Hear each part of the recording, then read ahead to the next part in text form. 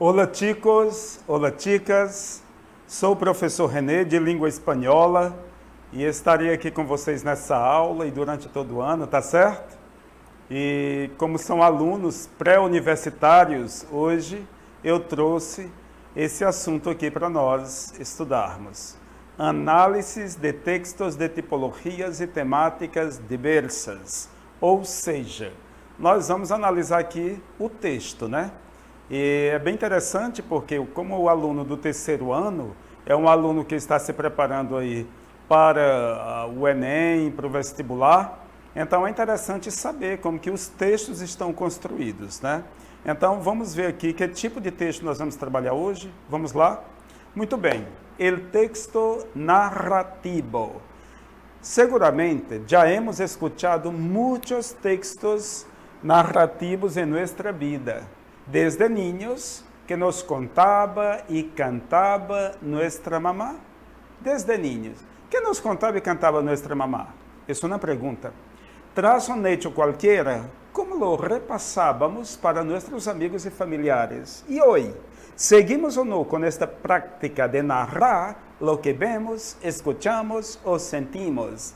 Olha, o que eu trouxe aqui, nessas indagações, é para que você saiba que desde criança, nós já escutávamos primeiramente da nossa mãe o que ela nos contava, ou através de uma canção, de uma música, o que nos cantava, e aquela história que ela trazia com bastante encanto, né? Desde criança a gente já começou a ouvir isso aqui, o texto narrativo. É algo que vem lá dos primórdios da nossa vida, né? Depois de que nós ouvimos um fato qualquer, como é que nós terminamos repassando para as pessoas? Como é que nós levamos adiante para amigos, familiares? Como é que nós relatamos isso, né? E atualmente hoje, vocês já com seus 17 anos, 18 por aí, ou mais, não sei, será se nós seguimos com essa prática de levar o texto narrado adiante, né? Como é que nós vemos esse tipo de texto, como é que nós escutamos esse texto, o que nós sentimos a partir dele, ok? Bom, um texto narrativo relata hechos reales ou imaginários. Observem bem essas duas palavras, a questão do real e a questão do imaginário, o real e o fictício. Mas aqui está dizendo que um texto narrativo ele trabalha em cima dessas duas realidades, o real e o imaginário, que lhe sucedem a los personagens. A intenção comunicativa é dar resposta à pergunta que passa durante todo o texto narrativo. Veja, durante todo o texto narrativo, o texto vai de acordo com a sua introdução, o seu desenvolvimento, né? E a sua conclusão, ele vai respondendo essa pergunta, que passa? Ou seja, o que está acontecendo? No texto narrativo, as coisas vão acontecendo, porque eu vou relatando, eu vou narrando, eu vou dizendo como foi que aconteceram. Então, a proporção que eu estou trabalhando esse texto, que ele está se desenvolvendo, eu estou respondendo essa pergunta. O que está acontecendo? Em espanhol, que passa? Voltemos aqui. Narrador, observem bem, eu gostaria que vocês ficassem atentos, tá? Narrador, personagens, trama narrativa. São os elementos que conformam um texto narrativo. Esses três aí, o narrador, o personagem e a trama, o enredo, fazem parte, completam 100% o texto narrativo. Os textos narrativos servem para estimular a imaginação. Claro, eles estimulam a imaginação da gente. Ampliar nosso vocabulário, Eu aprendo mais palavras, claro, com qualquer texto, né?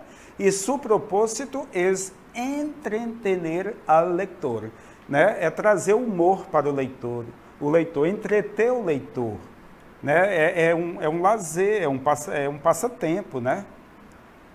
É normal que os verbos empleados estejam em pretérito imperfeito de indicativo. Guardem bem isso aqui. No texto narrativo, o pretérito imperfeito do indicativo, na língua portuguesa, é aquela terminação ava, ia, né? Cantava, né? Partia, certo? No espanhol vai ser a terminação aba e ia, geralmente, né? Cantava, partia, escrevia. Então, esse tempo verbal, pretérito imperfeito da indicativo, está muito presente no texto narrativo. Agora, os tipos de texto. Vamos lá, então.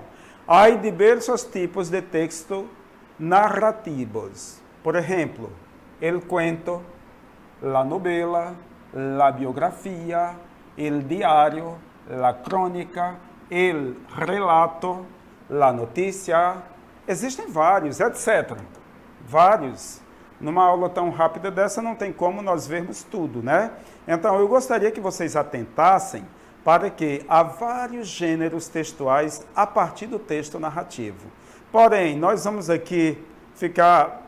Eu vou trazer apenas um para vocês, mas eu gostaria de falar dois para vocês que são bem conhecidos assim no nosso meio. É o romance e o conto, ok? Que no espanhol nós vamos chamar isso de... Vamos lá então aqui. Cuento, que é o conto, e novela. Só um momentinho aqui. Cuento e novela, ok? O cuento é o conto, certo? Que a gente já escuta desde criança. Ouvimos falar do conto, né? Que nossos pais, nossa mãe nos comunica. Aí na língua espanhola, né? Cuento e novela. O que é? Será que a novela da televisão? Não, a novela da televisão ela é fruto da novela na língua espanhola, que nós vamos chamar aqui no Brasil de romance. Por exemplo, estou lendo um romance de Machado de Assis. No espanhol, estou leyendo uma novela do escritor brasileiro Machado de Assis. Então, o que nós chamamos aqui de romance, né, o gênero literário, no espanhol vamos chamar isso, denominar de novela, ok? Ficou claro? Bom, mas hoje, vamos lá.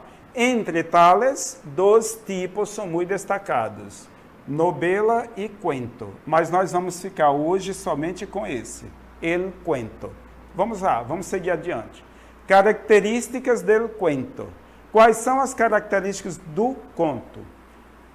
O texto tem que ser, claro, em primeiro lugar, el texto tiene que ser narrativo. Um cuento, por natureza, já é o acto de contar, lo que se expressa no estilo narrativo. Olha, eu gostei disso, acto de contar. Olha o nome, cuento.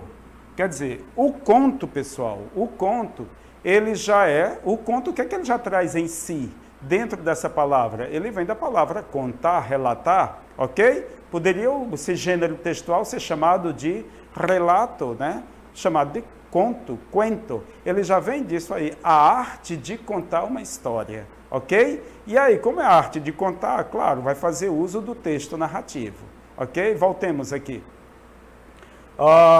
Depois, uma outra característica, la ficción. O que é a ficção?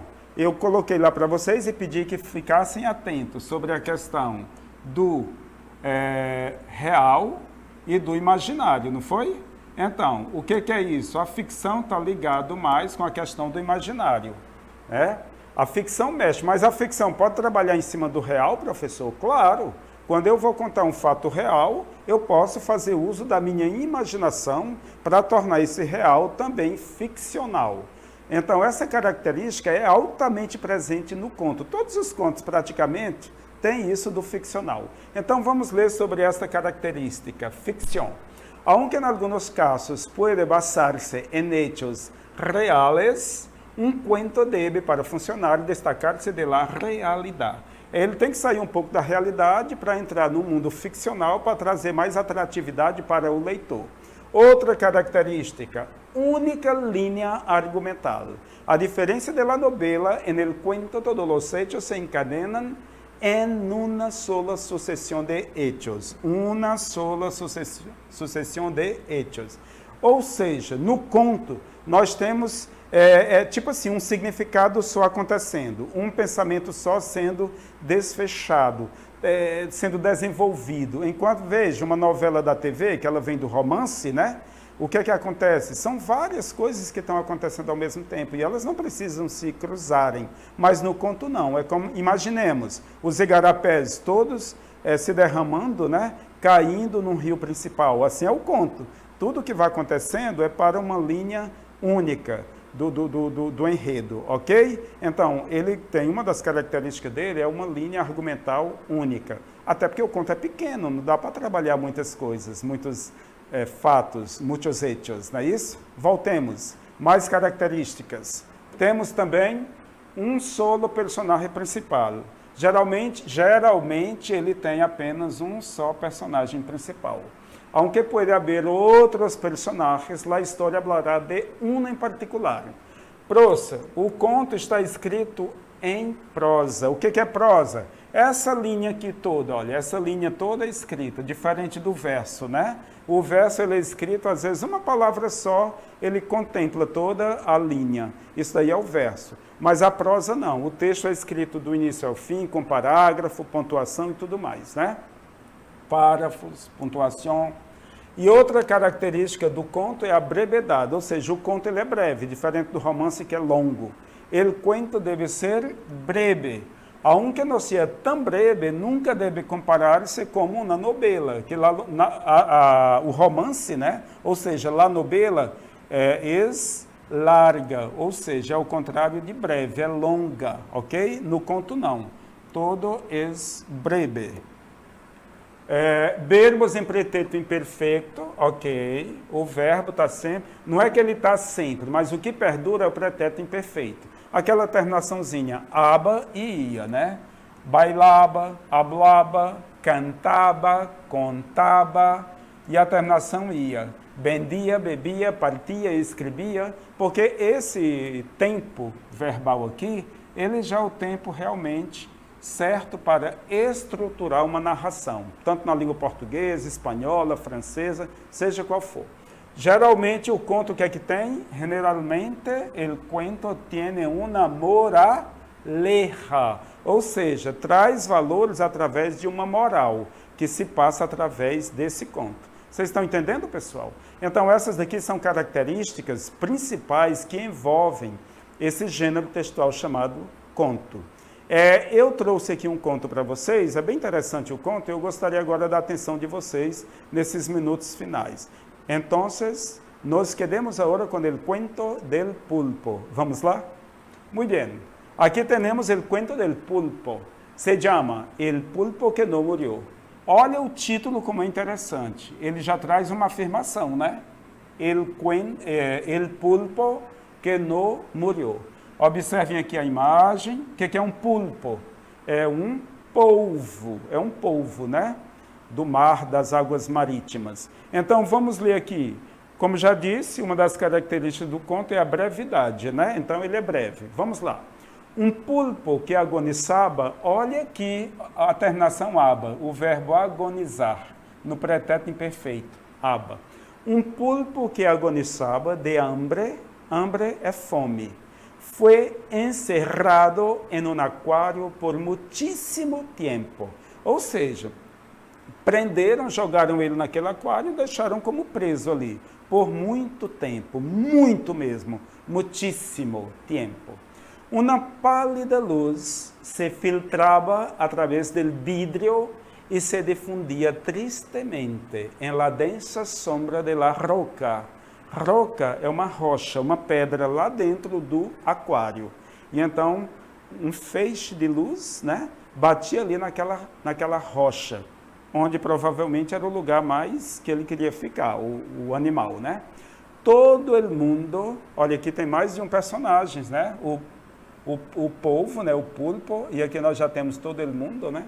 Se olvidou de esse lôbrego aquário. Ou seja, as pessoas se esqueceram, olvidar se esquecer, tá? As pessoas se esqueceram desse lôbrego aquário, deixaram de lado esse aquário escuro, esse aquário triste, esse aquário, digamos, sem vida, esquecido. tornou-se um aquário de morte. A palavra lôbrego traz esse sentido do esquecimento, da morte, da escuridão. Se podia suponer que el pulpo estava, olha mais uma vez o verbo no pretérito imperfeito.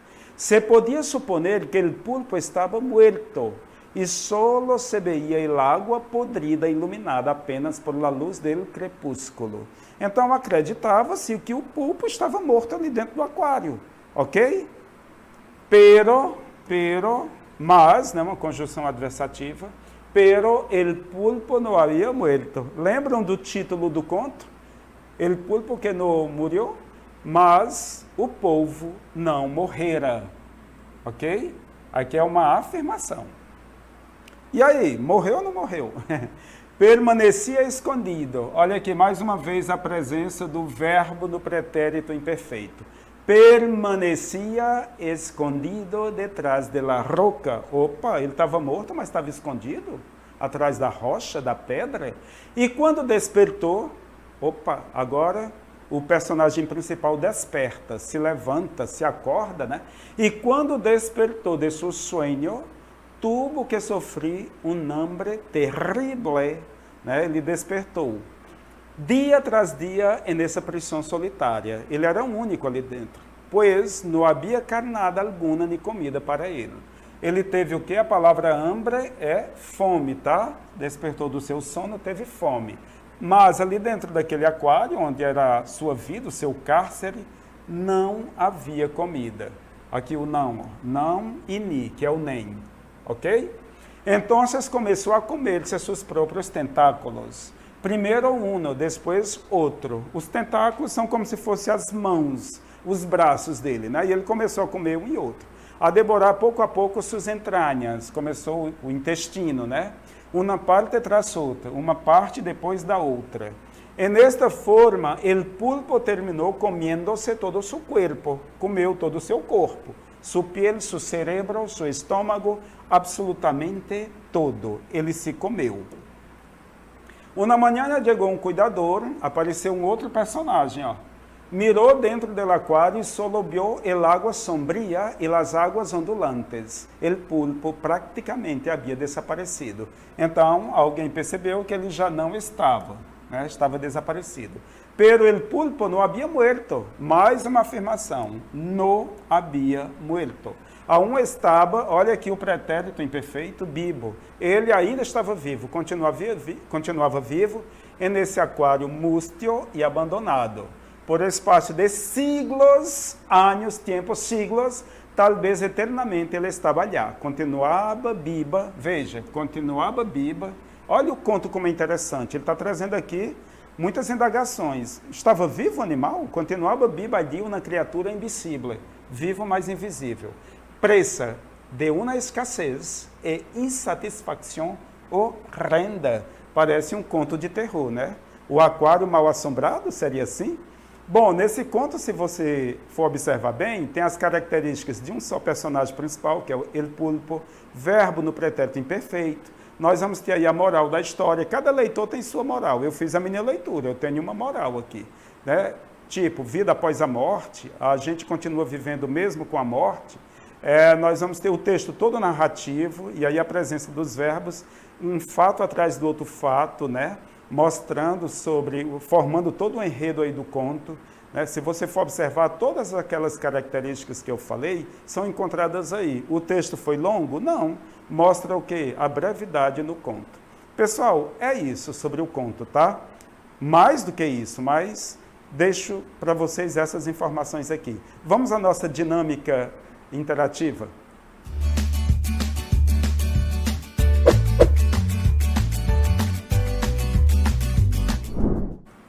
Preparei aqui umas questões para vocês, 4 questões apenas, todas abertas, ok? A primeira diz assim, a primeira questão, que é um texto narrativo? Olha aí essa primeira questão, acho que super fácil, né? Por toda a minha explicação.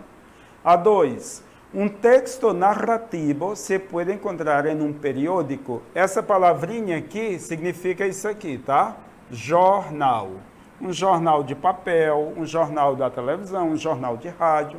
Periodismo é jornalismo, periódico, jornal, ok? Podemos encontrar um texto narrativo em um periódico? Essa é a minha pergunta. A 3. Escreve 4 características de um cuento e explica-las. Eu deixei bem aberta essa questão. Você pode escolher a que você quiser, mas eu estou pedindo aqui 4 características. Mas não é só para colocar lá, tem que explicar. E a questão 4, qual é a moraleja del cuento del pulpo? Eu falei para vocês que a moral da história vai depender não do autor em si. Claro, o autor tem uma moral, ele pode até ter mais de uma moral, né? Mas o leitor, quando faz sua leitura, ele tem também seu ponto de vista. Então, aqui, essa última, ela é super subjetiva. É de você, após a sua leitura. Bom, deixo vocês aí com essas 4 questões.